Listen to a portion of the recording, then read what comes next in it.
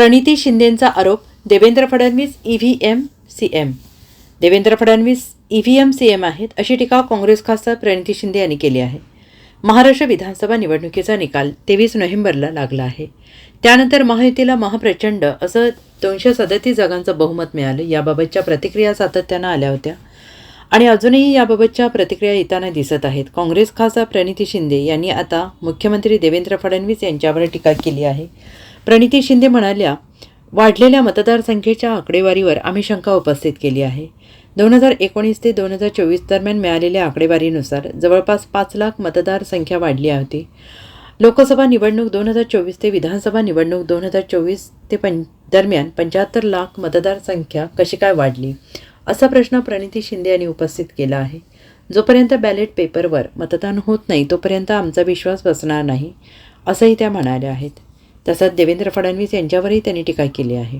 त्यामधून ते आरक्षण मागताय, देवेंद्र फडणवीस ते आरक्षण देतील अशी अपेक्षा सुद्धा त्यांनी व्यक्त केलेली आहे. वाटतं का मागच्या वेळेस झालं नाही, त्यामुळे त्यांच्या विरोधात सगळं मतदान गेलं.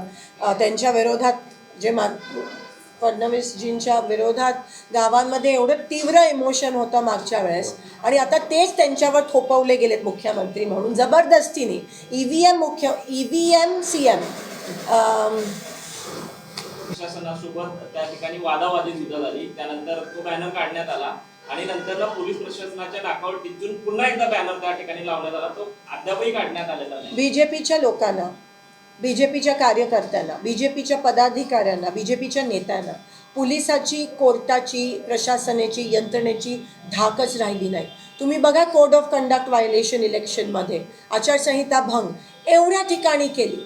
बॅनर सगळीकडे, मोदीजींचे बॅनर सगळीकडे लावले, उमेदवारांचे बॅनर, ही वाटप ते वाटप, ही मोठे मोठे मला असं वाटतं सभा घेण्यात आला, सगळीकडे आचारसंहिता भंग. आम्ही वारंवार निवडणूक आयोगाकडे तक्रारी केल्या, निवेदनं दिले, ट्विट केले, तरीही त्याची दखल घेतली गेली नाही. ईव्हीएमचा विषय आहे, तिकडचे निकाल कसे येणं अपेक्षित वाटतं?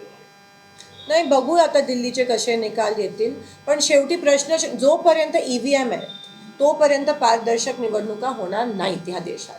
हे आपण गृहीत धरलं पाहिजे आणि त्यासाठी ही लढाई. आणि म्हणून आज आम्ही प्रेस कॉन्फरन्सच्या माध्यमातून दबाव असेल, आंदोलन असेल, उपोषण असेल, वेळेप्रसंगी बॉयकॉट जरी करायची वेळ आली तरी, कारण आमच्याकडे आज आपल्या सगळ्यांकडे हे एकमेवच वेपन राहिलं आहे, लोकशाही. ह्याच्याशिवाय अजून काय? आणि ह्या चळवळीमध्ये देखील सगळ्यांची साथ आम्हाला असणं अपेक्षित आहे.